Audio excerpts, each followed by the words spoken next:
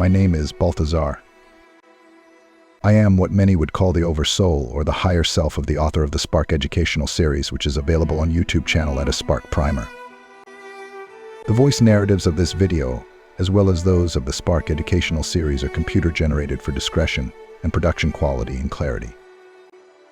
At the time of this recording, I do not expect to have the opportunity to be made available for any sort of public access or platform. However, my story may be important for truth seekers that find their path here to this monologue.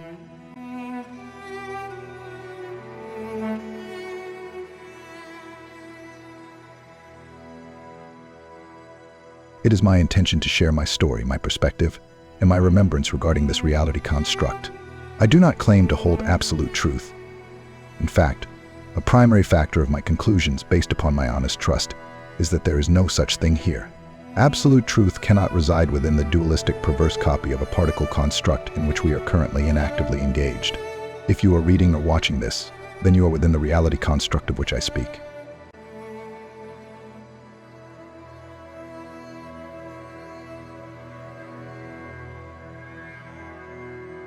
I do believe that absolute truth resides outside of this construct, and that the only access each individual has to it is the divine spark within.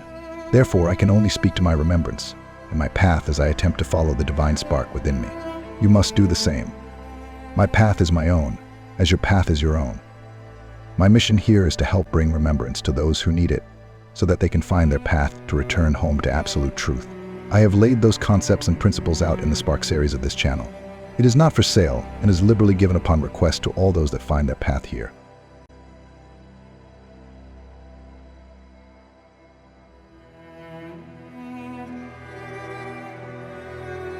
For those looking for an inspiring, encouraging, or uplifting story, this narrative or the Spark educational series may not be ideal. My story is one of tragedy, loss, and pain, but my objective in sharing this story is to help provide a pathway to remembrance of the divine spark within.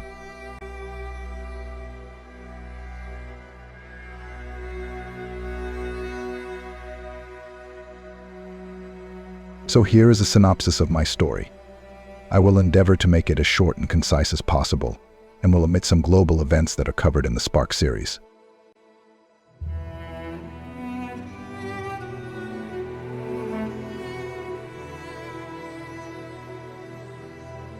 As a Spark, I initially acquired my soul or astral body in Sirius.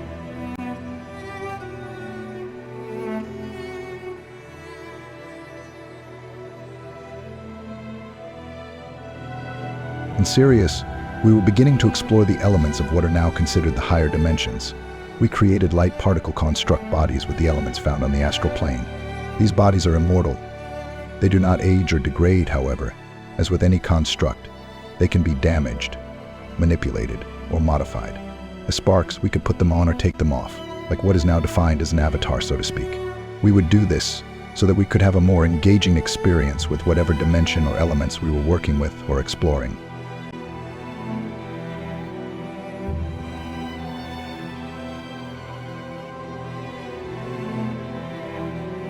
I also have some recollection as a star traveler within that astral plane and engaged with what is now known as Arcturus.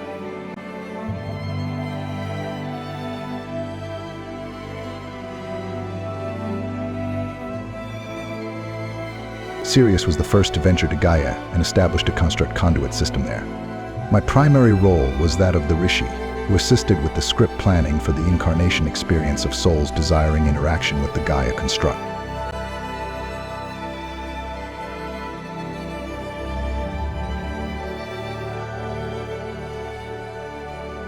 I happened to be on Gaia when the first trauma occurred, and the artificial satellite conduit was put in place for spark entrapment. With my knowledge and direct frequency connection with the original conduit, I was able to initially avoid being processed through the artificial conduit.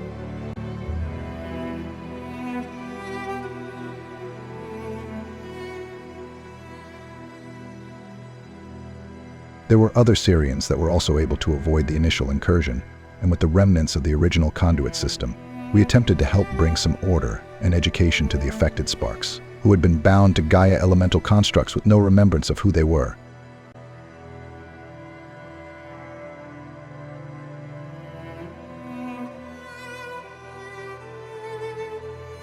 constructs were manipulated in such a way that the internal communication centers were maimed, so that instead of being an expression of the host spark, it became its prison.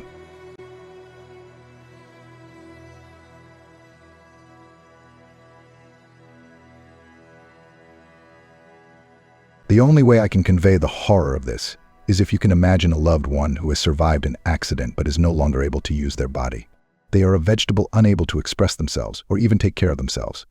After the first trauma event, sparks caught within the artificial conduit incarnated, as wild animals operating solely out of survival instinct programmed elemental extensions of the earth. We could see them, we knew they were in there, but we could not reach them.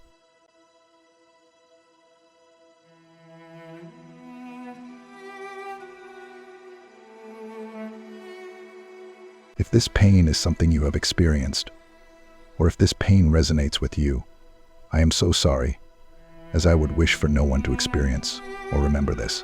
But I believe that it is imperative to understand the degree of malevolence that is bound to and operating this demented version of a particle construct.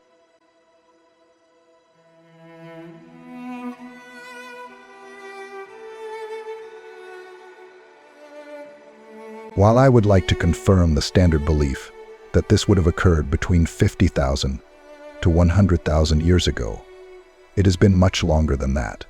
There have been an inordinate number of construct resets with varied culture dynamics and societal experiments for the amusement and energetic consumption perversions of both higher and lower vibrational entities within the construct.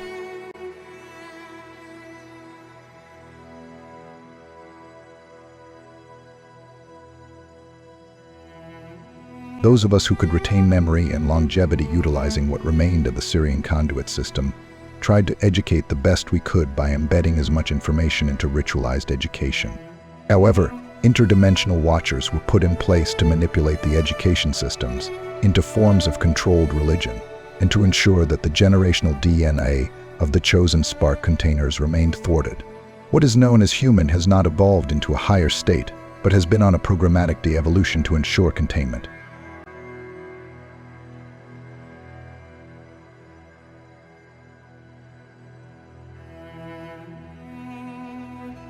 Eventually, one by one, those of us who could remember were hunted down and processed with everyone else. However, our fate was not just a common energy extraction, memory wipe, and replanting. The original conduit system could be controlled and powered by individual energy frequencies of the Syrian progenitors, and hence, our astral body frequencies became a commodity. Therefore, our subsequent incarnations were marked and tracked. Our astral bodies would be extracted on demand by the Watchers to be used as a surrogate key when construct modifications were desired.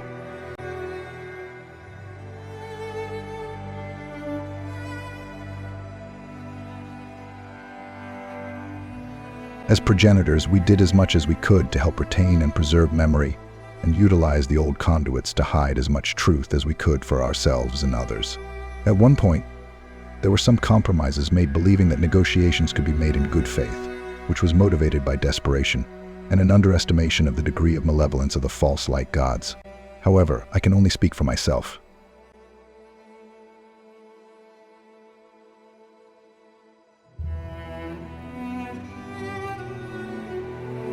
At some point, the role of my incarnation was as a servant priest in a governmental religious order.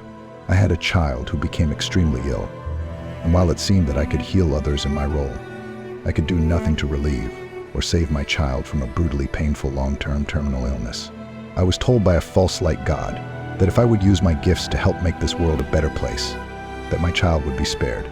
I honestly thought that by my concession, that I could help make the world a better place, and I was made to believe that for a very long time.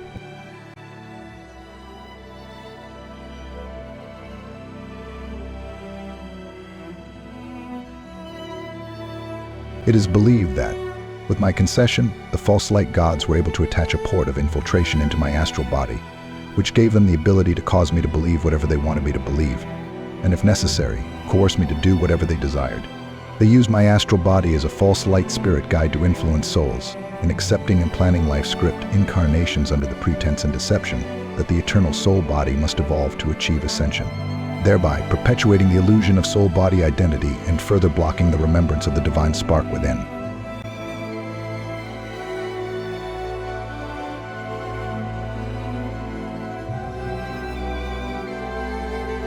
In short, even though I had conceded my child was not saved, I was made to forget, only upon death of the physical body to be tormented with remembrance and cruelly mocked before having the memories again removed, and my soul body fragmented to be sent back for yet another incarnation as a mystic, priest, sage, or leader in another religious order to perpetuate the ongoing deception and control.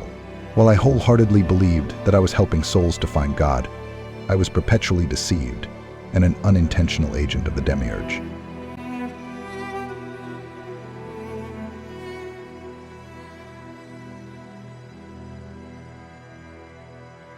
As you know from the most recent Earth historical record, for all the belief and words spoken of the love and light of God, all religions have engaged or participated in ethnic cleansings, holy wars, and unspeakable brutality in the name of that God and of righteousness.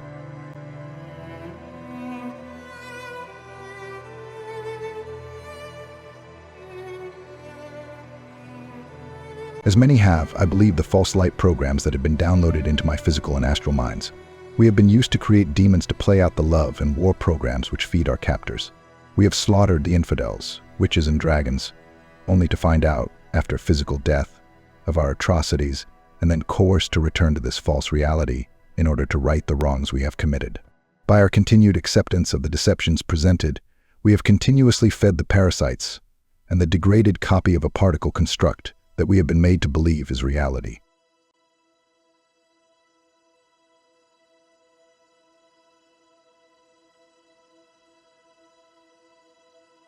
As with any incarnation in this false reality, my greatest weakness has always been my instinctual love and protection for my family and my children. This manipulation has always worked in the past, but something different has happened.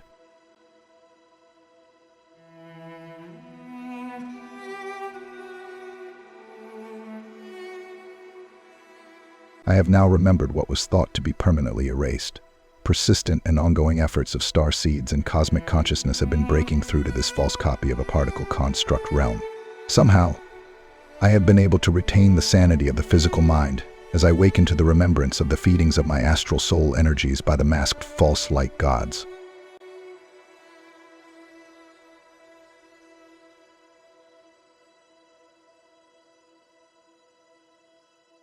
And because of that remembrance and clarity, I am better equipped to remove my identity markers from the physical body as well as the astral body and place them all on my divine spark. In doing this internal work, I am ever increasingly able to connect with my home outside of the time and space of this reality to the celestial fire of Source.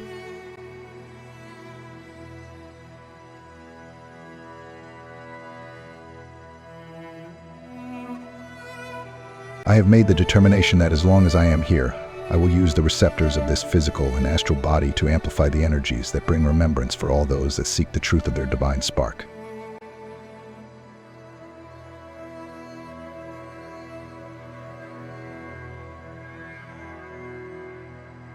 I leave with you what remembrance and concepts that I have in the Spark Educational Series.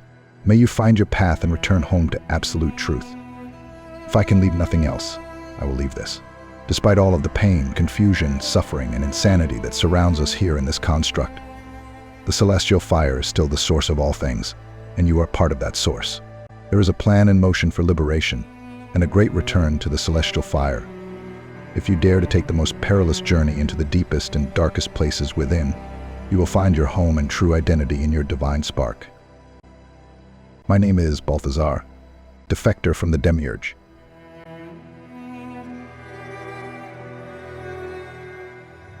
I am one who remembers. And it is time for you to remember.